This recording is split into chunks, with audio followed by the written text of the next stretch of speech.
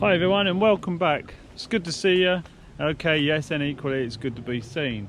Now I can definitely feel a change in the air. There's definitely autumn coming. You can see by the changing of the old bracken over there, it's going slightly yellow. There's fresh indication of some leaves on there. There are silver birch leaves falling down here, not many. Obviously none of the leaves have started to turn majorly yet, but you can definitely feel it there. But what's really cool about this time of year is you get fresh fungus popping up everywhere, and this is one of my favourite. This is the birch polypore. Obviously it's a bracket fungus. It used to be called the razor strop fungus, still is. And as you can see, there's a new one coming out there. Weird shapes as they are, but you can see there's an old one from last year. But what they're really tough and bouncy and spongy. Really cool, really cool. And obviously this is the silver birch tree, which is not stating the obvious, obviously. So, but that's not the reason why I'm here.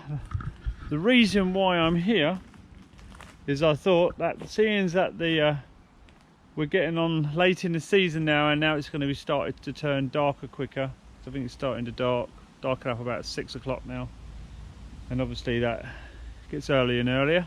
So what I thought we'd do is we make some simple candle holders out of just a hazel wand and some silver birch, these are really easy to make.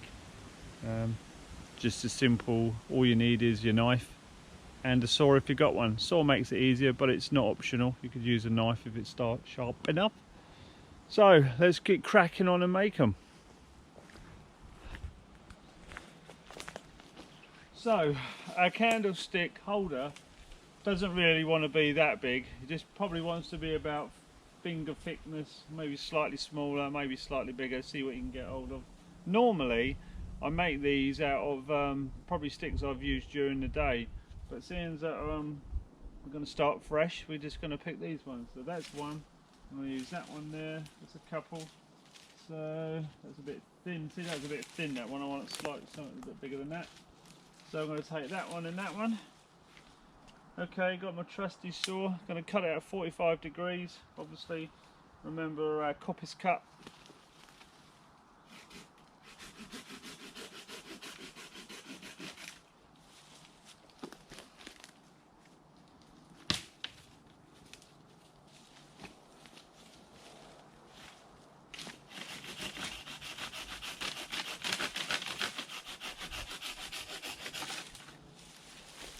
Okay, that's two. I think we'd probably do about 6.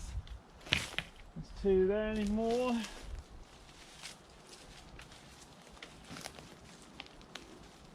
That one's pretty good.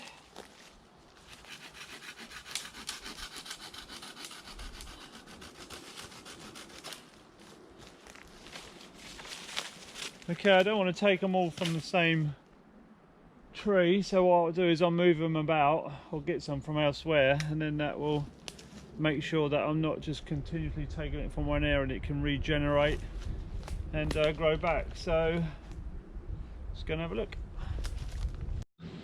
That's a really cool find. You've got some clematis here that's going around a stick. It looks really cool, all twisted. And if you're lucky enough, if that was on a bigger stick, say like that one there, you start to get grooves in the stick itself, and people turn those into walking sticks. If we looked hard enough, we'd probably find some here, but that's a pretty good find. I don't need it, so I'll leave it.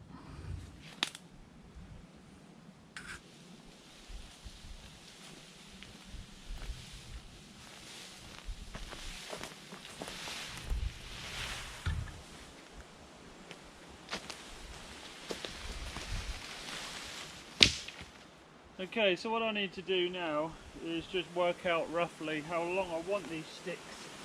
And I normally, if I'm in camp at night, I'll probably just like it if I'm sitting in a chair about chair height, which is normally about there, so it can throw some light down onto me. You can have them as long as you want. You can have them up here, we can have them lower.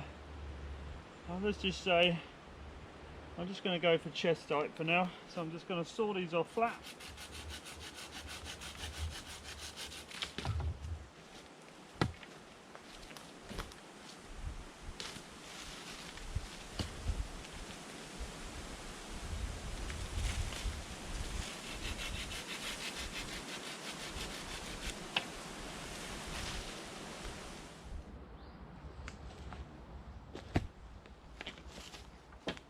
Okay, we've got our sticks, and what we need to do now is just put a split about yay down, about that far down. So you want to split it all the way down to about there. It doesn't need to go all the way. Doesn't matter if you go a bit further. See, there's a knot there, I'll probably come around there. So all I do is lay it on here. This is your hard surface.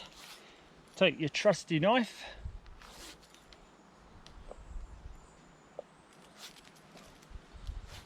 And then all I do is come down about 5mm from the end, put it in the wood like that, and just get the top of my hand, whoops, wobbling. Okay, wants to stay there. Just push that in slightly and just tap it with my hand. So I want to go, there you go. See how it's made a split like that? And all I do is just turn my knife. Okay, make sure that the split runs as best as you can down the centre. That's all I need, don't need any more than that.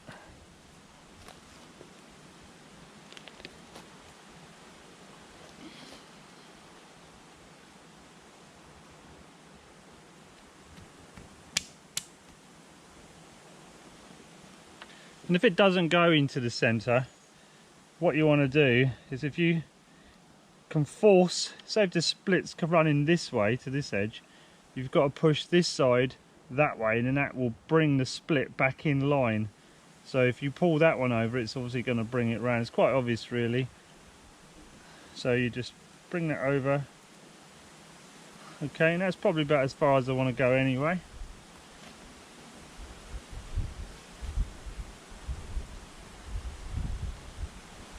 It seems to be getting quite dark.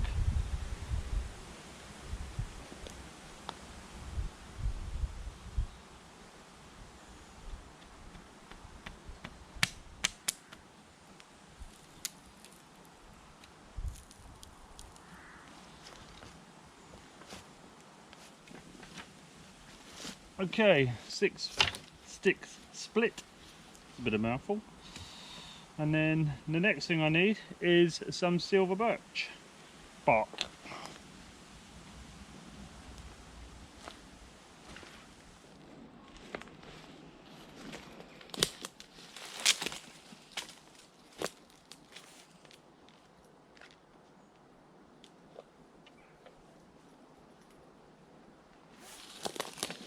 Hopefully this piece here would do. We'll sort out our little job that we need. I'm just going to cut that around there. It's quite soft. What we don't want it is too brittle. If it's too brittle, then that won't do at all.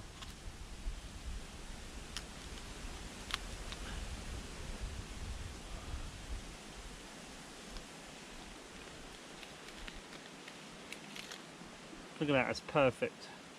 Can even make a container out of that, look. It's pretty good. So one about 6. 1, 2, 3, 4, 5. Okay. Let's just cut a bit more.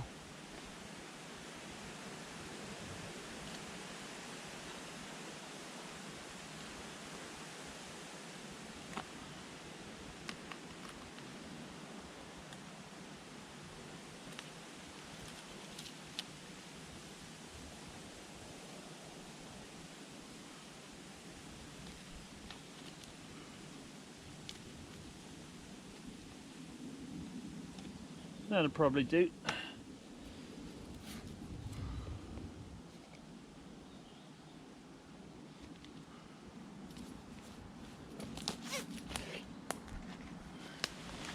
Okay, this is our bark, which is pretty cool. It doesn't have to be perfect, and we don't even have to cut it with our knife. We can just break it off with our hands. like so.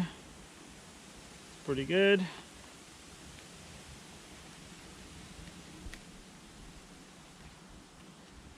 It's not a bad bit of bark actually.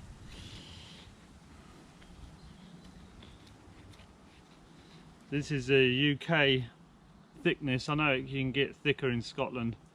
Obviously I'm down south where the bark is a lot thinner, which obviously is not much good for canoes and stuff like that.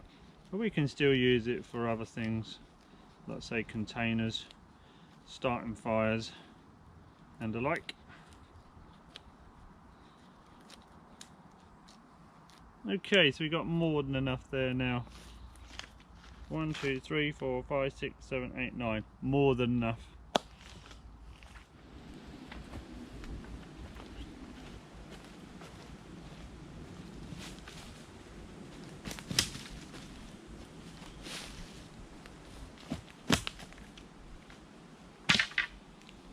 Next job is quite simple. The next job is really about placing the sticks where they're gonna throw the maximum light, really, or the most use for you. These have many uses and I'm only giving you a few suggestions, but you can have it near a kitchen area, you can have it near a working area, you can have it lighting up a pathway to the toilet, you can have it, you know, pretty much for any use in the dark. And what I'm going to do, I'm just going to make a little circle here, and then that's just a demonstration.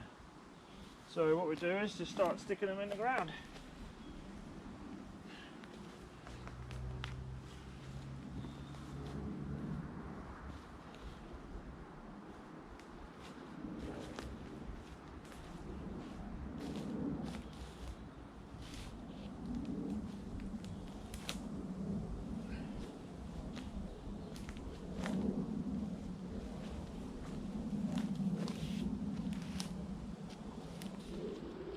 So okay, we've got our stick.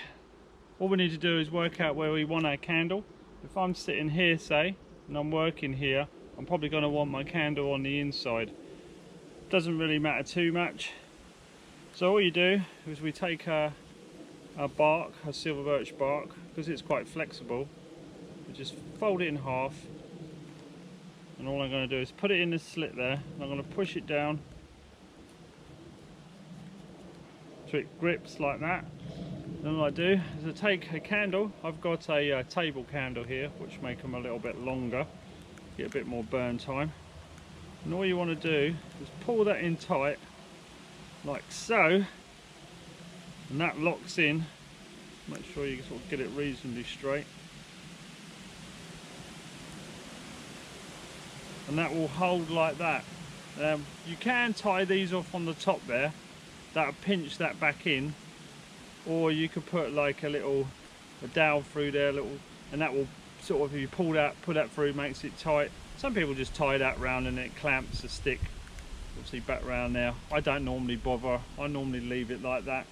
Okay, as long as you've got it tight, push through there, it really isn't going to go anywhere. If you can see like that, look.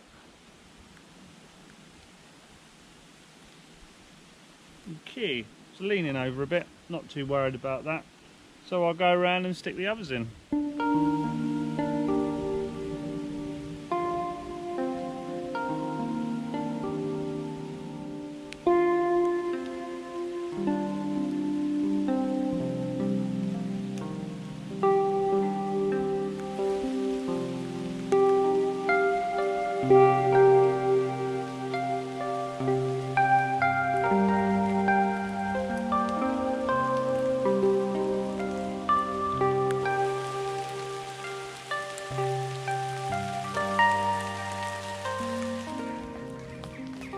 Okay, so the last job is just to light them up.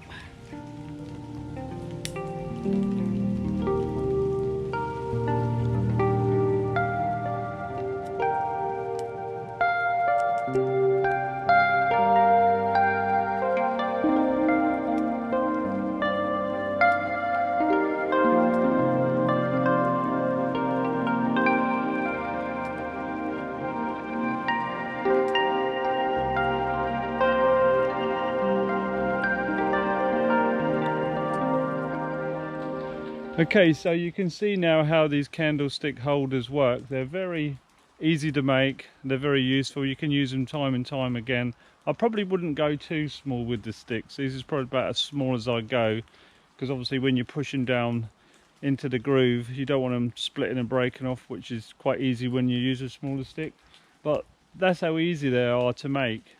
And what we'll do is we'll wait till it gets dark, we'll light them up, and then you'll see how effective they are.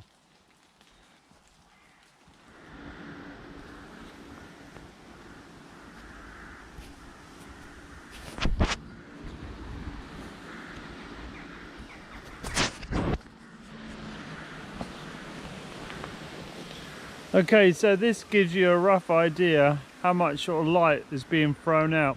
Unfortunately, the wind's picked up so much that when I light all my candles, they seem to go out one after the other. So what I did is I just shouted this candle here, and if you times this by 6, then you can see how much light it throws out. As you can see, it leaves your hands free if it's in a holder like this. But it's still pretty cool anyway, still worth giving it a go. So if you liked what you saw, or you like what you see, then like and subscribe, and I will try and catch up with you on the next one. So until then, get out there, do some bushcraft, and I'll see you later.